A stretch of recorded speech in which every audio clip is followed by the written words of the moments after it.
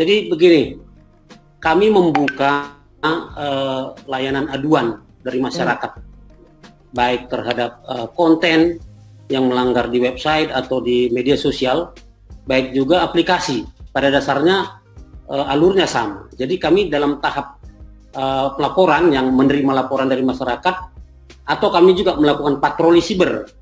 Ya, kami memiliki tim AIS yang bekerja 24 jam sehari, 7 hari seminggu. Ya, juga menerima laporan dari kementerian lembaga. Ya, terkait dengan kita sebut saja langsung yang kita bahas hari ini adalah kedua aplikasi TikTok Cash dengan VTube, itu kami mendapat rekomendasi dari instansi, dalam hal ini OJK selaku otoritas yang mengawasinya. Ya, ada nanti secara lengkap Pak Tobing akan menjelaskan. Kami menerima rekomendasi dari kementerian lembaga, dari OJK dalam hal ini, kemudian kami melakukan verifikasi. Verifikasi yang kami lakukan tidak akan masuk ke dalam substansinya, kami hanya melihat kelengkapan saja. Ya, karena substansi itu sudah selesai di instansi atau lembaga, OJK sudah menyelesaikan itu. Kami hanya meneruskan saja, kemudian kami lihat kalau sudah memenuhi ketentuan perundangan dan ada aturan yang dilanggar, kami lakukan pemblokiran seperti itu. Oke. Jadi gitu tuh teman-teman alurnya dari Pak Anton dan juga teman-temannya, timnya yang ada di Kementerian Kominfo ini, gimana sampai suatu konten di internet itu bisa diblokir atau terblokir. Bahkan sampai ada tim AIS yang tadi udah sebutkan sama Pak Anton, itu udah bener-bener 24 jam ya Pak Anton ya? Iya. Bahkan hari raya pun juga tetap masuk ya Pak, bener-bener pagi, siang, sore ya? Oke, siap Pak Anton. Nah, teman-teman semua, Sobat Kom, dan juga kalian yang nonton pada siang hari ini, udah 14.000 Pak Anton, Pak Tongam yang sudah menonton kita. Nah, kita kan udah ngomongin soal pemblokirannya nih. Aku udah ngomongin soal alurnya seperti apa, dan ternyata Pak Anton dan juga rekan-rekannya di Kementerian Kominfo melakukan pemblokiran berdasarkan dari undang-undang. Nah, langsung aja nih masuk ke dalam pokok kita yang akan kita bahas pada siang hari ini, ke Pak Tongam. Pak Tongam, jadi sebenarnya dasar hukumnya nih Pak, sampai suatu aplikasi itu dapat dinyatakan ilegal ataupun legal, itu gimana sih Pak Tongam? Ya, terima kasih Pak Abi, yang saya hormati Pak Antonius Melau. Pertama-tama saya apresiasi sekali dengan acara ini yang diinisiasi oleh Kominfo. Mudah-mudahan bisa memberikan gambaran yang utuh bagi masyarakat mengenai apa yang kita bahas hari ini. Siap Pak. Ya, dan juga kepada para peserta acara ini kami ucapkan selamat mengikuti. Usaha yang dinyatakan ilegal itu kita lihat dari dua sisi. Yang pertama dari sisi perizinannya, dan dua dari sisi model bisnisnya atau marketing plan. Jadi usaha yang legal itu adalah usaha yang mempunyai izin usaha sesuai dengan kegiatan usahanya. Kalau dia usaha contohnya kegiatan di bidang perbankan sesuai dengan undang perbankan, ada perizinan. Kemudian perdagangan, ada undang-undang perdagangan, kegiatan perdagangan berjangka komoditi juga ada, kegiatan koperasi juga, kemudian juga kegiatan-kegiatan multi level marketing yang harus ada izinnya. Jadi perlu kita ketahui bahwa setiap kegiatan usaha di Indonesia harus ada izin. Kemudian juga kegiatan-kegiatan yang ada izin juga harus sesuai dengan bisnis model yang sesuai dengan perizinannya. Jangan sampai namanya contohnya koperasi tapi mempunyai kegiatan bukan koperasi. Contohnya kegiatan perdagangan yang tidak ada izin multi level marketing tapi melakukan kegiatan multi level marketing. Jadi harus selaras perizinan dengan bisnis model atau kegiatan usahanya. Kemudian kalau dikatakan ilegal adalah kalau memang tidak memiliki izin usaha. Tidak ada izin kegiatannya, tidak ada izin produknya. Kemudian juga izin kelembagaannya tidak ada, dan kegiatan-kegiatan ini cenderung adalah kegiatan yang memang sengaja dilakukan untuk penipuan yang merugikan masyarakat. Nah, jadi kita katakan ilegal kalau dia tidak ada izin dan kegiatannya, marketing plan-nya atau bisnis modelnya memang adalah ditujukan untuk kegiatan-kegiatan yang cenderung merugikan masyarakat. Nah, kalau kita lihat informasi, jadi ilegal ini sangat menarik saat ini. Kegiatan-kegiatan ilegal ini tetap marak. Kalau kita lihat kerugian 10 tahun terakhir akibat investasi ilegal mencapai 114,9 triliun. Wow, nah, banyak banget Pak. Jumlah sangat besar, dan ini baru yang memang masuk dalam laporan proses penegakan hukum. Belum lagi banyak masyarakat kita yang tidak lapor karena berbagai hal. kemudian jumlah investasi ilegal, peer-to-peer lending ilegal, kemudian pergadaian ilegal juga mencapai ribuan ini totalnya. Oleh karena itu, apa yang bisa kita pelajari dari data ini adalah perlunya kewaspadaan masyarakat agar tetap menjaga dan tidak mudah tergiur dengan penawaran-penawaran investasi ilegal ini. Siap. Oke, Pak Tongam, itu tadi nilainya fantastis banget loh. Dan itu pun yang orang atau masyarakat yang melapor ya Pak ya. Apalagi yang belum melapor ya Pak, nilainya tuh pasti lebih besar daripada itu ya Pak yang dirugikan ya. Dan Ya, Pak Tongam, nah sebelum aku ke pertanyaan selanjutnya nih Pak, panggilnya Abi aja boleh Pak? Manggil ke saya Abi itu kayak gimana Pak? Masih muda Pak. Ya. Udah, tapi kalau jabatannya udah tinggi saya panggil Pak. Wah, gitu ya Pak ya. Soalnya saya orang biasa Pak di rumah nih Pak, siarannya nih Pak. Di rumah semua orang biasa Pak, di kantor ya. Baik, Pak Tongam. Nah, tadi kan udah disampaikan nih bahwa dari situ dasar hukumnya apa dan gimana buat dinyatakan legal atau ilegal. Nah, kita langsung khususkan ke TikTokers dan juga VTube nih Pak Tongam. Kan OJK menyatakan bahwa aplikasi VTube dan TikTokers merupakan aplikasi yang ilegal. Nah, kalau dikhususkan kedua aplikasi ini, alasan kedua aplikasi tersebut disebut ilegal tuh gimana tuh Pak Tongam? Ya, perlu kami luruskan bahwa yang menyatakan aplikasi VTube dan TikTok Cash ilegal bukan OJK, tapi Satgas Waspada Investasi. OJK sebagaimana Undang-Undang 21 tahun 2011 melakukan pengaturan dan pengawasan sektor jasa keuangan, yaitu perbankan, pasar modal dan industri keuangan non-bank.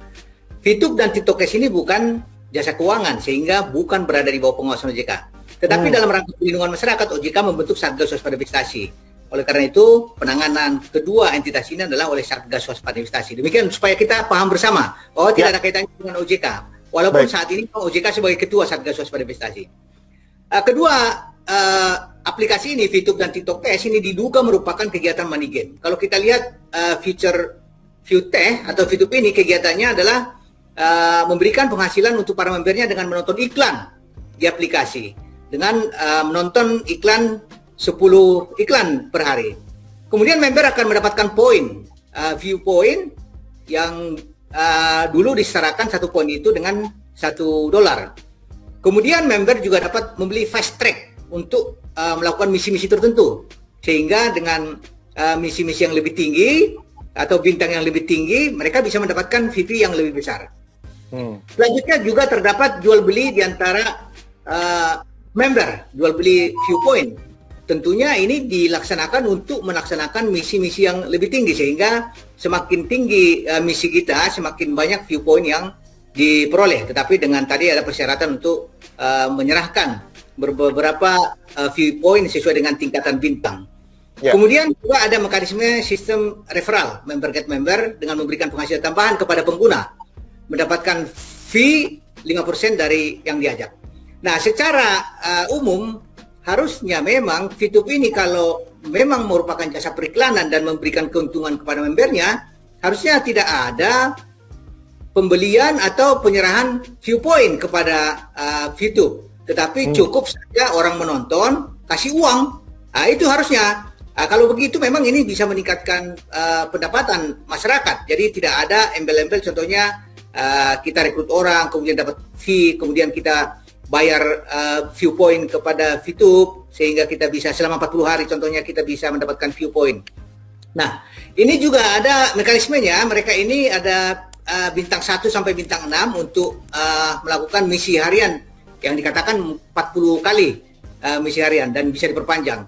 Contohnya di bintang 1 itu saya secara gratis bisa mendapatkan 14 VP dan 10 VP-nya saya harus merupakan biaya ke VTube. Sampai ada bintang 6 mencapai 10.000 VP.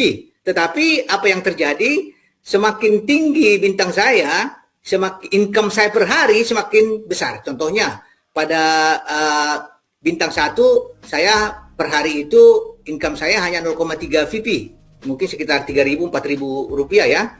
Tetapi pada saat saya bintang 1, VP saya akan mencapai 337,5 VP, bisa kita kalikan dengan 14.000. Nah, kegiatan-kegiatan ini tentunya ada biayanya. Biaya inilah yang diduga merupakan kegiatan menghimpun dana, walaupun bukan uang di store, tapi VP. VP ini kan dibeli juga. Nah, ini yang pertama. Kemudian yang kedua juga mereka ini membangun tim viewer. mencapai peringkat-peringkat dari bronze sampai diamond, dan atas dasar peringkat-peringkat ini mereka mendapatkan VP yang lebih tinggi jika mencapai total viewer yang lebih besar. Contohnya kalau viewernya 20 orang bisa 0,15 view per hari, tetapi kalau contohnya viewernya sampai 100.000 per orang itu bisa mendapatkan lebih kurang 275 VP per hari. Jadi kegiatan-kegiatan ini memang kegiatan dengan get member. Itu live itu. Kemudian mengenai TikTok Cash. Pada dasarnya sama saja ya. Jadi antara untuk pemblokiran konten atau menutup website atau menutup aplikasi. Cuma khusus aplikasi kami tentu berkoordinasi dengan si penyedianya, kan aplikasi itu kan seringkali dapat unduh ya dari Play Store, dari seperti itulah. Jadi kita menyampaikan permintaan kepada mereka untuk men-take down itu aplikasi-aplikasi itu. Tentu tadi berdasarkan rekomendasi dari Satgas Waspada Investasi. Nah, di sini sebetulnya bisa saya sampaikan bahwa kami yang sebagaimana disebutkan Pak Tongam tadi, bahwa di Satgas Waspada Investasi tadi kami bersama-sama penanggung jawab aplikasi dengan forum Satgas Waspada Investasi ini yang beranggotakan kurang lebih 13 kementerian lembaga yang berbagai otoritasnya, itu membahas secara mendalam. Jadi tidak ujuk-ujuk kami Satgas Waspada Investasi itu untuk merekomendasikan. Jadi dipelajari dulu, misalnya dari proses bisnisnya, perizinan dan sebagainya seperti dijelaskan tadi oleh Pak Tongam. Jadi pada dasarnya pemblokirnya hampir sama, cuma khusus untuk aplikasi kami mintakan kepada si Google. Demikian Mas. Oke, siap. Terima kasih Pak Anton. Nah Pak, tapi selain memblokir aplikasi nih Pak, memblokir aplikasi tersebut, dari Kementerian Kominfo sendiri itu memblokir media sosialnya kedua aplikasi tersebut nggak Pak? Media sosial, VTube dan TikTok Cash ini? Kalau saya pikir TikTok Cash dengan TikTok kan tidak ada hubungan. Kan mereka berdua itu, TikTok Cash dan VTube ini punya media sosial juga nih Pak. Misalkan di Instagram mereka ada akunnya gitu. Itu dari Kominfo juga memblokir juga atau gimana Pak? Sepertinya belum sampai ke situ ya. Tetapi begini, terkait dengan VTube ini ada beberapa aplikasi kami blokir. Ada domain masuk kami, ada tanggal 15 April 2020 kami telah lakukan blokir terhadap 3 domainnya, ada apps-VTube.com, ada VTubeapps.id, ada businessVTube.com. Nah, kemudian sehari berikutnya kami blokir lagi, ada 2, VTube.apps, kemudian ftech.id. Nah, 15 Juni kami lakukan lagi pemblokiran terhadap businessVTube.bitrix24.site. Nah, kemudian 15 Februari ini yang terakhir kami lakukan pemblokiran terhadap 5 domain yang terkait dengan VTube.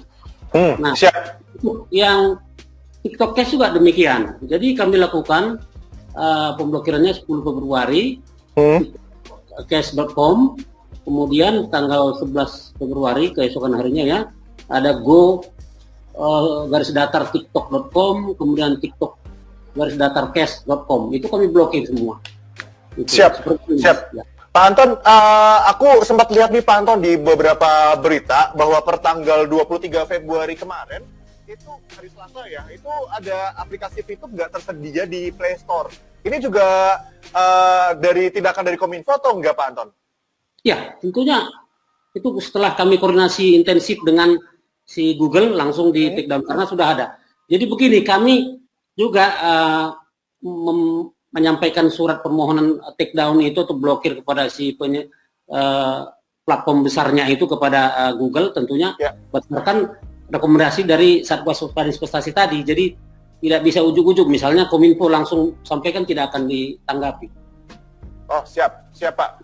Terima kasih Pak Anton untuk penjelasannya. Jadi kita langsung masuk juga ke Pak Tongam dulu nih, karena kemarin nih Pak Tongam, kemarin sempat ada pemberitaan bahwa VTube itu sedang mengajukan atau melakukan pengurusan izin.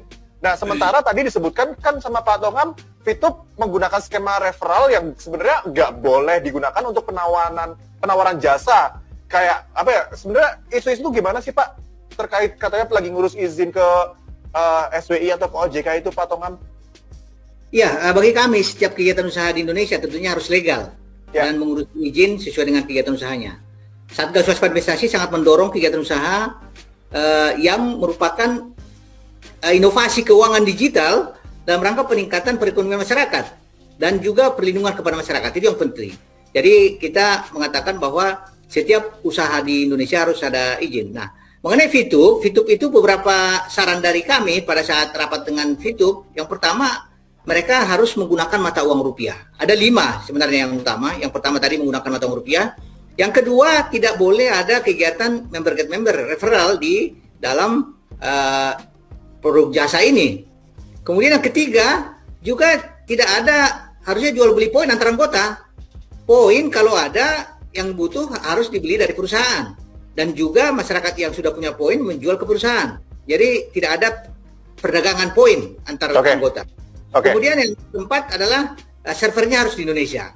Dan juga yang kelima membutuhkan komunitas. Nah, berdasarkan informasi dari Fitup, ada beberapa yang sudah dipenuhi. Yang pertama, mata uang rupiah sudah digunakan, $US lagi. Kemudian servernya juga sudah di Indonesia. Dan komunitasnya sudah tertibkan. Dan 2 lagi ini tidak ada referral dan tidak jual beli poin ini. Mereka sudah menyampaikan juga surat kemarin ke Satgas Waspada Investasi mengenai 2 hal ini. Dan kami akan melakukan penelitian tentunya.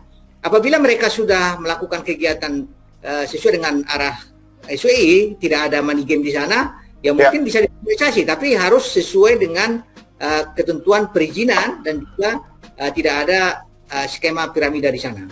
Oke, siap. Pak Tongam, sempat dengar kabar nggak Pak? Ada aplikasi baru juga yang mungkin serupa, itu namanya Snack Video sama Kompas. Tanggapannya gimana Pak? Iya, Snack Video dan Kompas ini masih kita teliti dan pelajari lebih dalam mengenai kegiatan-kegiatan Snack Video dan Kompas ini. Namun demikian perlu kami sampaikan masyarakat supaya tetap waspada apabila ada kegiatan-kegiatan yang disuruh membayar uang atau poin untuk tidak melakukan pembayaran kegiatan-kegiatan ini. Dan juga kalau ada skema referral juga masyarakat tidak ikut. Tetapi sejauh ini Snack Video masih kita lakukan penelitian karena berdasarkan analisa sementara kami memang tidak ada pengumpulan dana di sana, tapi kita masih dalami. Mengenai Kompas juga seperti itu masih kita dalami, walaupun memang dalam beberapa penawarannya kita bisa temukan adanya pembelian paket-paket di sana, tapi kita masih dalami dua-dua ini. Siap, jadi dua-duanya yang si Snack Video dan Kompas masih dicoba teliti dan didalami dulu dari teman-teman Pak Tongam di Satgas Waspada Investasi ya Pak ya? Benar, baik. Benar. Baik, terima kasih. Pak, ya jangan panggil Pak dong, aduh, jadi kayak berasa tua banget ini Pak. Masih seusia anak Bapak ini Pak saya Pak. Oh iya? Iya Pak.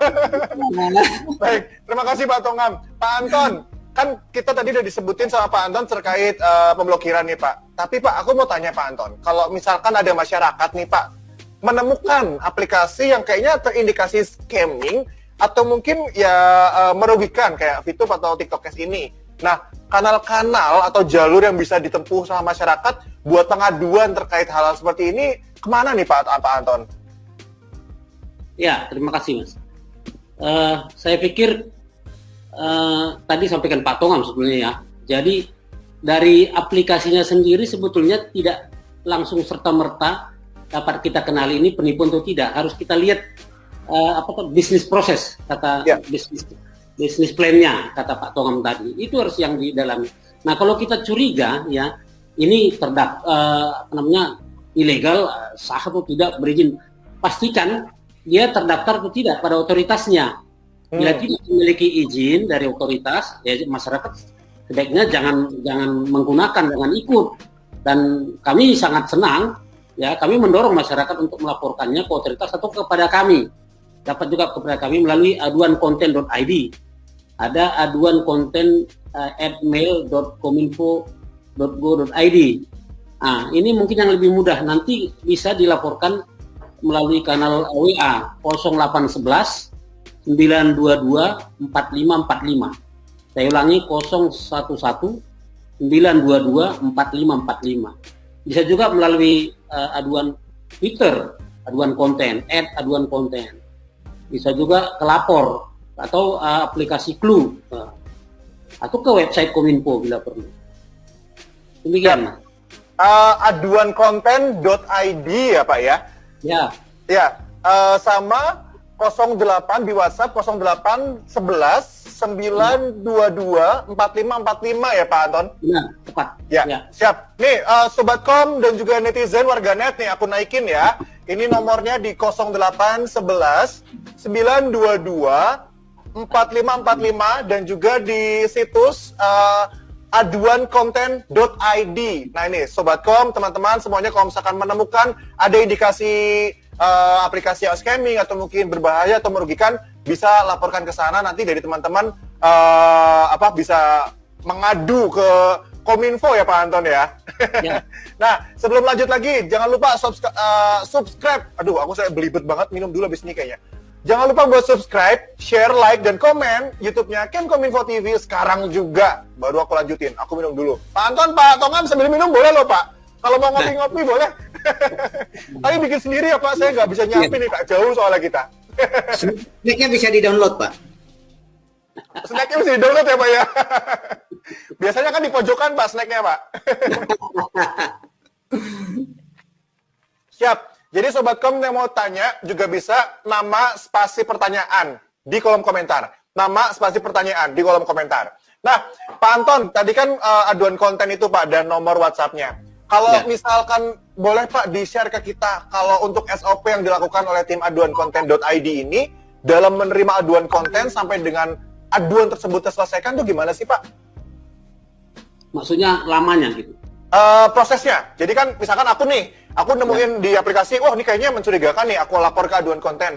Terus tadi dari tim aduan konten berarti langsung lihat kayak tadi seperti yang Pak Tongam sebutkan ya Pak ya, bisnis modelnya seperti apa dan lain sebagainya.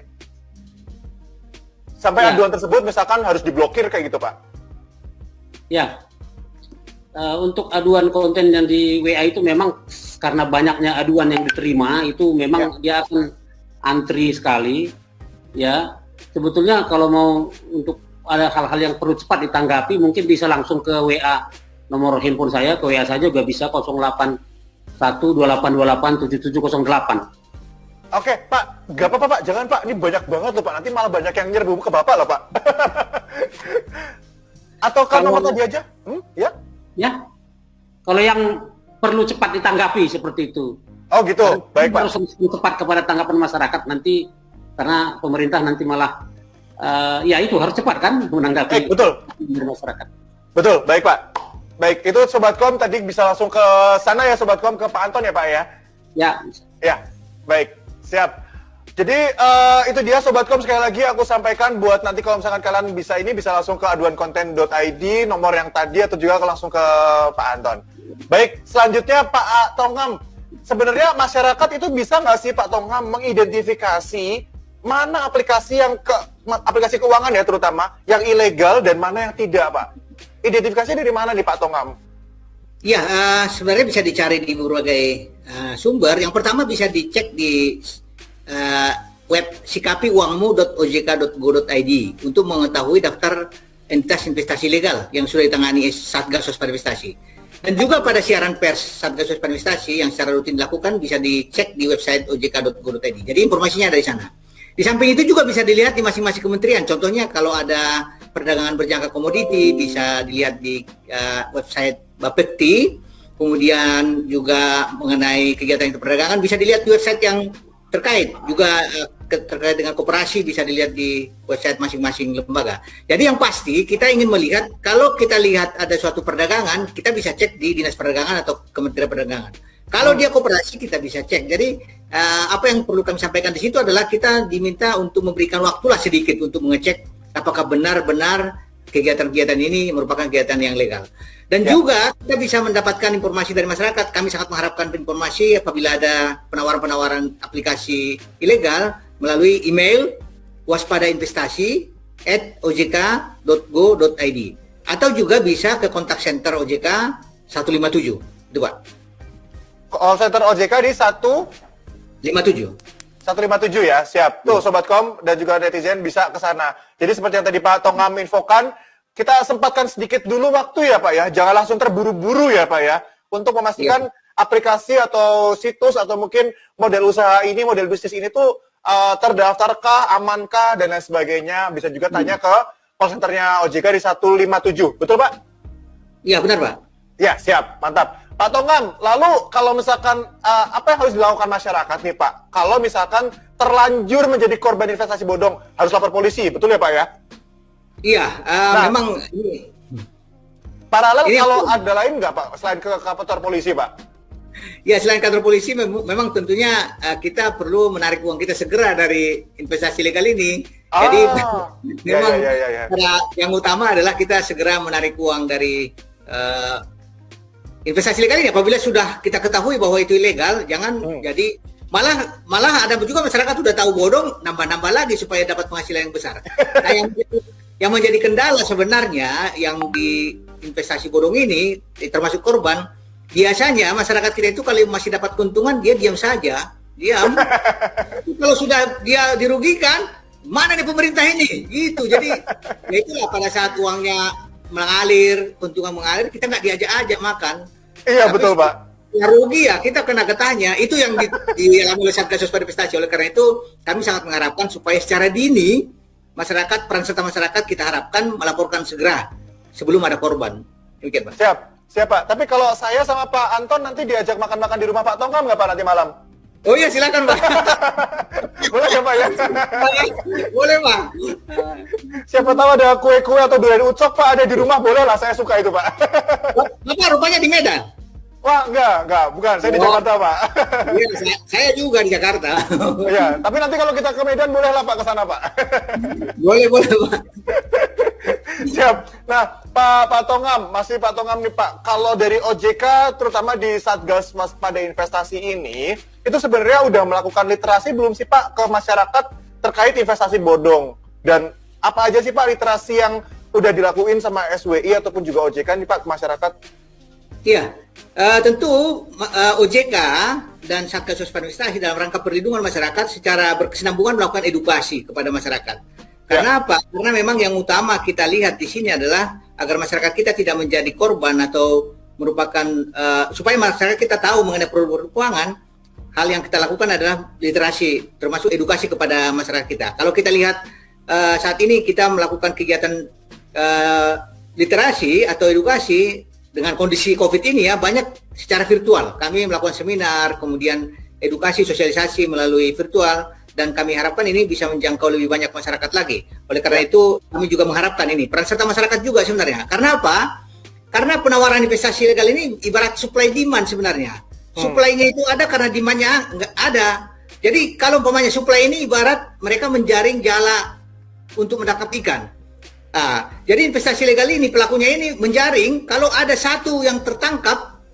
Ini orang yang tertangkap ini menjadi tenaga pemasar yang sangat potensial bagi dia. Oleh karena itu kita harapkan memang ini dari demand-nya ini masyarakatnya kita pengaruhi. Jadi supply-nya mungkin sulit dengan kemajuan teknologi informasi. Saat ini kita bisa menerima penawaran melalui medsos, melalui aplikasi, tapi demand-nya masyarakatnya yang kita respon. Jadi kami yakin semakin tinggi tingkat kesadaran masyarakat, ini para pelaku ini akan semakin sempit ruang geraknya. Kemudian juga pada saat sebelum COVID memang kami melakukan warung waspada investasi. Jadi kami menampung keluhan-keluhan masyarakat secara langsung, membuka warung waspada investasi, namun dengan kondisi COVID ini memang tidak dimungkinkan lagi. Dan ini sangat potensial menurut kami, karena kita bisa melihat bagaimana permasalahan di masyarakat. Dan ini akan kita lanjutkan terus, literasi, edukasi ke masyarakat di masa pandemi ini. Karena walaupun masa pandemi ini, para pelaku ini semakin giat sebenarnya. Udah tahu masyarakatnya udah nggak punya uang, semakin dikuras juga. Nah ini yang perlu kita didik masyarakat kita agar tidak ikut dalam kegiatan-kegiatan ilegal. Siap Pak Tongam, betul sekali, karena ya sekalipun dari OJK ataupun Satgas Waspada Investasi udah melakukan literasi ke berbagai kalangan masyarakat, tapi kalau mereka yang sudah mendapatkan informasi itu tidak membantu juga, ya pasti akan kurang. Jadi kalau misalkan kalian udah tahu sebenarnya investasi bodong tuh kayak gimana dan lain sebagainya, ayo sama-sama kita sebarin ke teman, saudara, bapak, ibu, kakek, nenek, dan keluarga terdekat kita gitu Pak Tongam ya. Jadi bantu juga buat mengamankan lingkungan terkecil kita juga ya Pak ya. Benar Pak.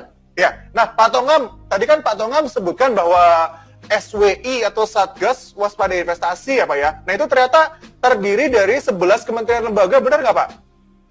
Ada 13 kementerian lembaga Pak di sana. Oh 13 ya? Yang pertama OJK, Bank Indonesia, Kementerian Perdagangan, Kemenkominfo, Kementerian Koperasi, Kementerian Dalam Negeri, Kementerian Agama, Kementerian Pendidikan Kebudayaan, Kementerian Riset Teknologi, Kejaksaan, Kepolisian, BKPM, dan PPATK. Ada 13 kementerian lembaga di sana yang saling membahu-membahu melindungi masyarakat.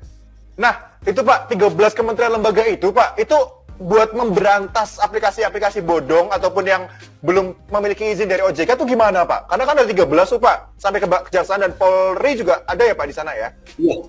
Kami melakukan langkah utama di dua tindakan. Yang penting, yang pertama adalah tindakan preventif. Kami melakukan monitoring mengenai penawaran-penawaran investasi legal, kemudian kami panggil, kami hentikan, kami umumkan ke masyarakat, kemudian kami minta blokir melalui Kominfo, kami sampaikan laporan informasi ke Bareskrim Polri. Jadi kegiatan-kegiatan yang pemantauan ini ya, yang penanganan maksud saya, yang represif. Jadi yang represif tadi kami melakukan penanganan mulai dari pengumuman, pemblokiran, dan laporan informasi kepada kepolisian. Kemudian di tindakan preventif, itu tadi kita melakukan koordinasi dengan anggota masyarakat, Satgas, melakukan edukasi, sosialisasi kepada masyarakat secara berkelanjutan, dan juga kita melakukan kegiatan-kegiatan tatap muka pada saat dulu ya, saat ini juga memang masih dilakukan apabila ada pengaduan-pengaduan masyarakat, dan kita memberikan pendidikan, edukasi kepada masyarakat mengenai bagaimana mengenali investasi legal dan bagaimana mengenali investasi-investasi yang bisa diikuti oleh masyarakat. Siap Pak. Berarti dari SWI atau Satgas Waspada Investasi yang terdiri dari 13 kementerian lembaga ini, dari awal preventif sampai ke pemberantasan itu komplit sebenarnya langkah-langkahnya, karena memang terdiri dari banyak kementerian dan lembaga itu. Semoga kedepannya Satgas Waspada Investasi ini bisa terus memberikan rasa aman kepada masyarakat terkait investasi-investasi yang mungkin merugikan atau bodong ya Pak Tongam. Baik, ya, Pak Tongam dan juga Pak Anton, pertanyaan yang sama nih Pak untuk Pak Tongam dan juga Pak Anton. Sebenarnya apa yang perlu dilakukan oleh masyarakat nih Pak buat biar bisa terhindar dari investasi ilegal? Boleh dari Pak Anton dulu, silakan Pak. Baik, saudara-saudara sekalian, saya menghimbau supaya jangan mudah tergiur dengan tawaran-tawaran investasi yang tanpa ada upaya tertentu dapat keuntungan besar, itu sudah patut dicurigai itu tidak benar atau ilegal. Jadi jangan langsung, ibarat kalau di media sosial itu untuk konten-konten yang dilarang oleh pemerintah itu cek dulu. Jadi cek dulu itu. Siap. Terima kasih Pak Anton. Pertanyaan yang sama untuk Pak Tongam, silakan Pak, yang perlu dilakukan masyarakat. Ya, tadi sudah disampaikan Pak Antonius sangat tepat, dan kami menyambung tambah sedikit. Jadi memang ada simplifikasi sebenarnya. Kalau masyarakat kita menerima tawaran dengan iming-iming imbal hasil tinggi dalam waktu cepat kaya, cepat dapat mobil, cepat dapat rumah, kenali 2L, legal dan logis. Legal artinya cek izinnya, izin badan hukumnya, izin produknya, izin kegiatannya. Kalau tidak ada izinnya jangan diikuti. Yang kedua logis artinya adalah rasionalitas imbal hasil. Jadi contohnya di sini ya, seperti di Tokes, kita mendaftar dengan sekitar 5 juta, kemudian dapat 1 tahun 120 juta, apakah logis? Menurut kami tidak logis. Kemudian juga, kita juga harus melihat apakah benar ada orang lain yang membuat kita kaya. Tidak masuk akal sebenarnya. Sedangkan mereka juga mencari uang, susah payah. Kok kita dibikin kaya? Nah ini yang perlu kita sampaikan. Jadi cek legalitasnya dan cek logisnya. Terima kasih Pak. Terima kasih Pak Tongam dan Pak Anton. Pak Tongam dan Pak Anton jangan kemana dulu Pak, karena di kolom komentar itu banyak banget pertanyaan buat kita semua nih Pak. Aku saring dulu ya Pak ya, ini ada banyak. Jadi ada pertanyaan buat Pak Anton dan juga buat Pak Tongam juga. Tapi Sobat Kom, netizen, warganet yang sedang menonton Tok Kominfo pada siang hari ini, jangan kemana-mana dulu dan subscribe channel YouTube Kominfo TV. Subscribe nih, diklik tombol merahnya, di hit that button, like, share dan juga komen. Dan kita langsung ajukan pertanyaan pertama nih untuk siapa nih? Aku naikin ya, bapak-bapak. Nah ini pertanyaan yang pertama nih. dari Aditya Kencana. Biasanya berapa lama rata-rata waktu yang diperlukan pihak OJK dan pemerintah terkait pemblokiran aplikasi ilegal sejak aplikasi tersebut di launching, terutamanya SBI ini ya sepertinya ya. Silakan Pak Tongam. Ya, ini tergantung pada seberapa cepat kita mendapatkan informasi, karena pemblokiran itu sangat cepat kalau sudah masuk ke Kominfo. Jadi begitu kita mendapatkan informasi, kemudian kita klarifikasi, kita analisis, kita panggil, kita pastikan itu ilegal, kita sampaikan surat ke Kominfo dan dalam waktu cepat itu bisa diblokir. Oleh karena itu memang kecepatan kita mendapat informasi dan analisis dari kegiatan-kegiatan ilegal ini sehingga bisa lebih cepat diblokir di Kominfo. Siap. Terima kasih Pak Tongam. Itu jawabannya Mas Adit. Kemudian pertanyaan kedua kita buka. Ini Pak, kita naikin. Ya, pertanyaan kedua dari Nur Fauzi Bintaro Tangsel. Wah, siap. Bagaimanakah pendapat Kominfo tentang Fitup jika resmi dilegalkan di Indonesia? Dan akan adakah feedback yang luar biasa tersendiri untuk Fitup? Nah, Pak Anton nih Pak, gimana nih Pak jawabannya Pak? Iya, terima kasih. Ini Mas Nur Fauzi barangkali ya? Oh iya, Mas Nur kayaknya nih. Betul. Enggak, saya di Tangerang nih. Oh, siapa? Tadi sudah jelaskan sebetulnya oleh Pak Tongam, Fitup ini kalau dia sudah memenuhi perizinannya semua dan tidak melakukan pelanggaran lagi terhadap tadi yang misalnya bisnis plan-nya itu tidak sudah sesuai dengan ketentuan perundang-undangan, itu kan sesuatu yang bisa dibuka lagi nanti namanya dinormalisasi.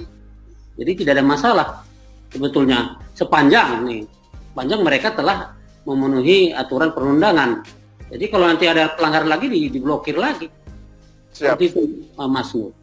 Siap. Berarti yang penting ya asalkan itu udah memenuhi syarat, legal, dan sesuai dengan undang-undang, pasti bisa dibuka lagi blokirnya, seperti itu Pak Anton ya? Ya. Tapi kalau melanggar lagi, ya diblokir lagi.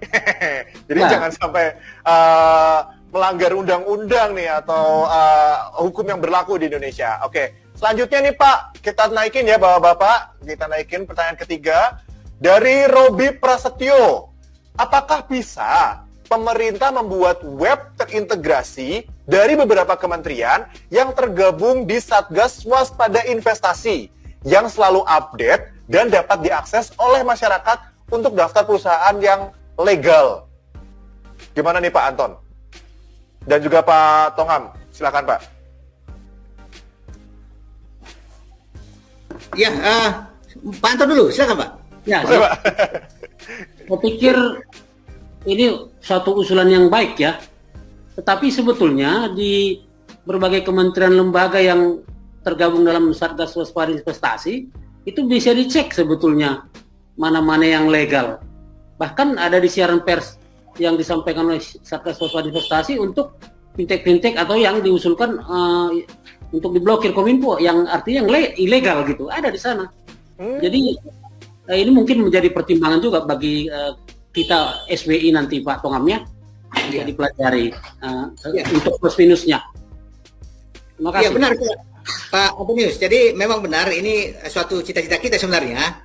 Ya, tapi memang ini database yang sangat besar ini. Contohnya perdagangan itu mungkin nggak tahu jutaan siup itu. Kita nggak akan bisa menampung atau bagaimana kita bisa mendapat itu. Kemudian dari koperasi, dari BKPM. Tetapi yang pasti saat ini data itu ada di masing-masing kelembagaan. Yang pasti adalah apabila kita menemukan kegiatan koperasi, kita bisa akses ke Kementerian Koperasi kan gitu. Kalau kita contohnya ada kegiatan travel umroh, kita bisa akses ke Kementerian Agama. Jadi masing-masing otoritasnya ada di sana.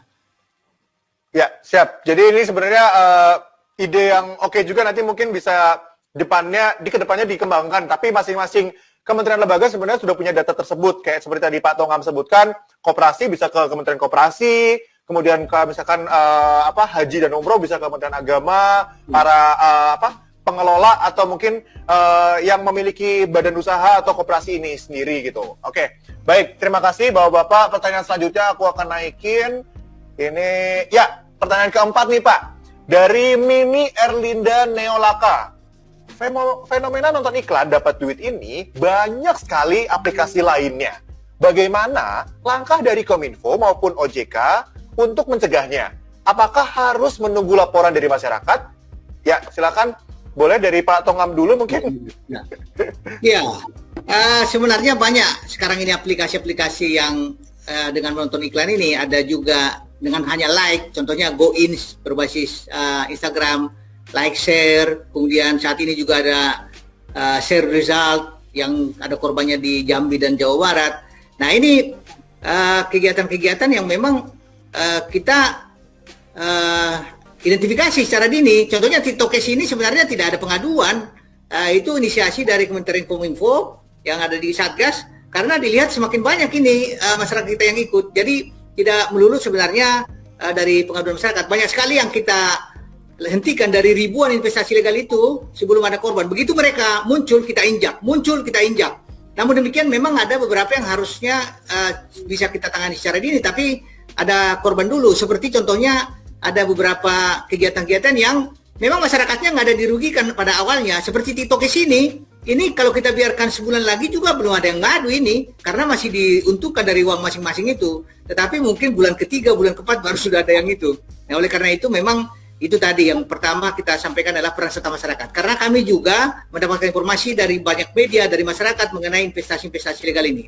Apalagi saat ini yang berbasis iklan, kan harusnya kan masyarakat kita banyak juga yang mengetahui ada sekarang ini kegiatan-kegiatan aplikasi yang memberikan keuntungan, hanya tidur saja bisa dapat uang. Nah, ini perlu disampaikan ke kami agar kami bisa menangani, dan perlindungan masyarakat yang utama bagi kami. Siap, terima kasih Pak Tongam. Pak Anton mungkin mau ada menambahkan untuk pertanyaan ini? Ya, saya pikir saya sependapat dengan Pak Tongam tadi ya. Memang ada beberapa aplikasi yang tanpa menunggu laporan masyarakat kami aktif, mungkin karena terus terang juga itu berdasarkan laporan juga dari masyarakat kan. Tapi tanpa harus menunggu diputuskan di rapat-rapat resmi, langsung diambil tindakan dulu dalam rangka pencegahan untuk mencegah supaya jangan terlalu banyak nanti kerugian di masyarakat. Ya, itu Mas Adi. Siap, terima kasih Pak Anton dan juga Pak Tongam. Jadi gitu guys, jadi gitu Mbak Mimi Erlinda Neolaka. Jadi kayak contoh yang kemarin ini aja ternyata dari inisiasi Kominfo dan Satgas Waspada Investasi ini. Jadi tidak melulu menunggu dari laporan dari masyarakat. Berarti itu ya Bapak-Bapak? Ya. Baik, Pak Tongam dan juga Pak Anton, 2 pertanyaan lagi ya, karena banyak banget nih. Ini ada 2 pertanyaan lagi nih, kita naikkan ya. Ya. Baik, pertanyaan yang kelima, ini dari Mas Hadi. Izin bertanya, silakan Mas. Apakah kerugian bagi masyarakat itu sendiri dianggap sangat mengkhawatirkan atau bahaya sehingga pemerintah perlu melakukan tindakan penegakan hukum untuk VTube dan TikTokers? Ya, bagaimana Pak? Pak Anton, boleh silakan Pak? Ya, terima kasih Mas Hadi. Saya pikir bagus pertanyaannya ya. Karena memang saya terus terang, saya juga mendapat laporan karena ada ini masih saudara juga. Dia udah ikut VTube itu, dia udah nonton, sudah ini saya tanya apakah ada menguntungkan nggak? Ya menguntungkan sih tidak Bang katanya, tapi bisa membantu-bantu lah untuk menambah katanya gitu. Tapi saya katakan sekali lagi itu tidak ada izin, itu harus dihentikan oleh kami. Nah begini Mas Hadi, kalau nanti kami biarkan ternyata ada dirugikan, ini kan sebelum ada yang teriak nih dirugikan, sehingga aman-aman aja. Jadi begitu ada yang dirugikan, tentu pemerintah juga nanti, seperti kata Pak Tom tadi, nanti orang malah mengklaim ke SBY nanti, Pak kembalikan uang saya yang telah masuk sekian juta gitu kan. Karena ya untung dibagi, kata Pak Tom tadi kan. Ya seperti itu. Jadi ini dalam rangka pencegahan sebetulnya. Kan mencegah lebih baik daripada mengobati. Kan begitu nanti sudah besar, ternyata dia udah banyak yang dia dirugikan, tidak kembali pula, nanti kan makin besar kerugiannya. Jadi dalam rangka pencegahan sedini mungkin kami lakukan ini. Jadi tindakan hukum ini sebetulnya dalam rangka pencegahan untuk mencegah supaya jangan ada kerugian lainnya. Jadi ada analogi seperti ini. Ketika hakim memutuskan menghukum seorang pencuri kuda, jadi hakim mengatakan, saya hukum Anda supaya kuda-kuda orang lain jangan tercuri. Seperti itulah kira-kira. Terima kasih. Siap, terima kasih Pak Anton. Pak Tongam kayaknya mau nambahkan nih Pak. Benar, saya sependapat Pak Antonius, tapi saya nggak pernah kehilangan kuda, kehilangan burung, pernah burung. Burung apa itu Pak? Burung apa Pak Tongam? Burung yang berkicau. Ya, jadi memang benar. Jadi kegiatan-kegiatan seperti TikTok Cash, P2P yang diduga merupakan kegiatan skema piramida, kenapa harus dihentikan? Walaupun saat ini teman-teman yang ikut itu di TikTok Cash dan P2 mengatakan masih untung, tidak dirugikan.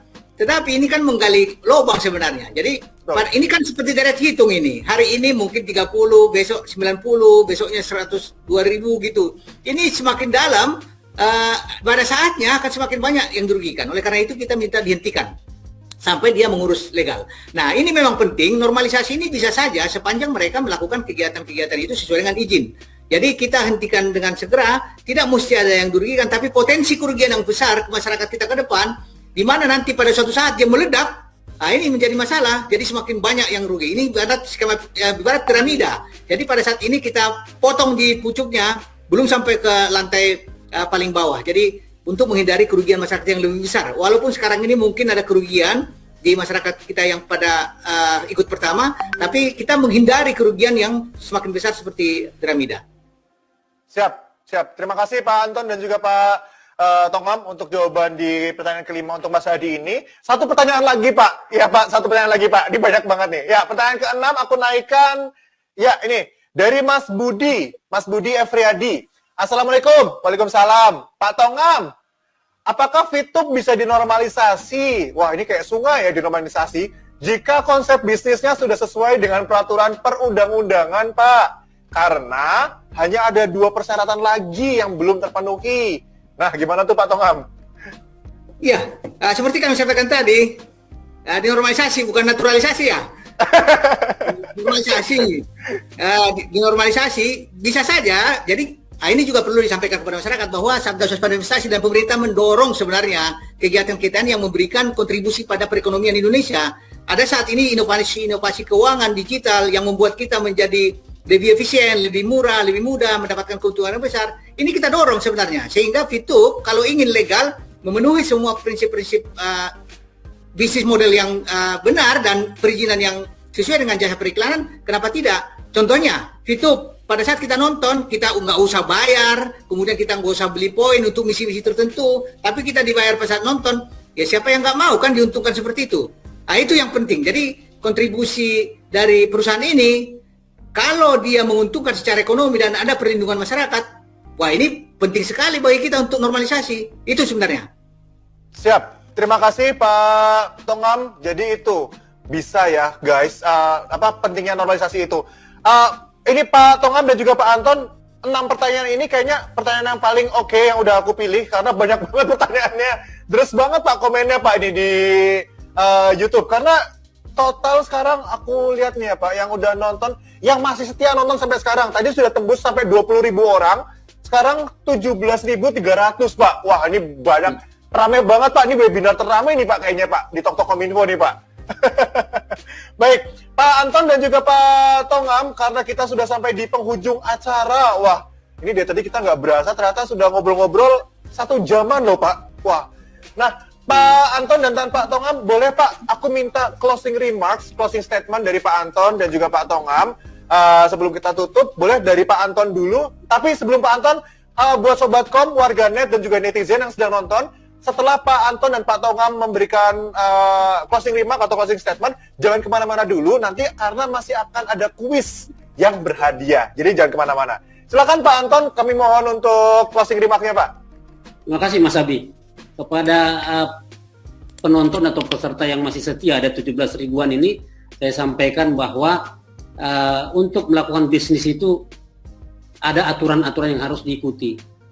Jadi kepada para teman-teman yang mungkin sudah terlanjur bergabung dengan bisnis-bisnis yang katakanlah yang kedua ini yang sudah kami blokir ini, berbisnislah, ikutlah dengan yang lebih dengan yang legal seperti itu.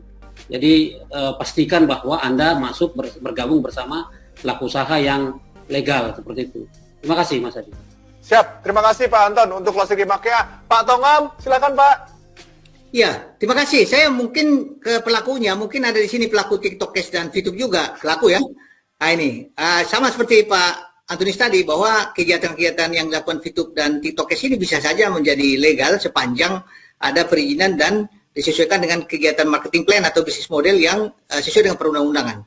Jadi kami minta saat ini kegiatan dua entitas ini masih dimasukkan dalam daftar investasi ilegal, oleh karena itu berhenti. Tolong dihentikan, jangan sampai ada model-model baru lagi, aplikasi baru, kemudian situs baru yang mengelabui pemerintah dalam hal ini Satgas Waspada Investasi. Jadi kami harapkan hentikan dulu sambil membenahi. Dengan demikian ada niat baik dari masing-masing entitas pelaku ini sehingga kita juga bisa melihat bahwa mereka ini mempunyai kontribusi nanti pada perekonomian kalau memang sudah dilakukan secara legal. Silakan, Pak. Siap, terima kasih Pak Anton dan juga Pak Tongam yang sudah 1 jam lebih dikit nih Pak, maaf ya jadi lebih dikit nih Pak, nggak apa-apa ya. Untuk mengedukasi, menginformasikan dan memberikan pengetahuan kepada masyarakat terkait dengan investasi bodong dan ilegal dan lain sebagainya sudah kita bahas selama 1 jam ini. Jadi setelah ini kita akan ada kuis nih Pak Anton dan Pak Tongam. Jadi kami boleh persilakan kepada Pak Anton dan Pak Tongam untuk keluar dari atau mengundurkan diri kok kayak mengundurkan diri resign gitu. Oh enggak Pak, nggak boleh Pak, beda Pak. Nanti kita makan durian aja Pak, durian ucap nanti di Medan. Pak Anton diajak juga Pak. Terima kasih Pak Abi. Terima kasih Terima kasih Pak Anton, Pak Tongam, dadah. Ya.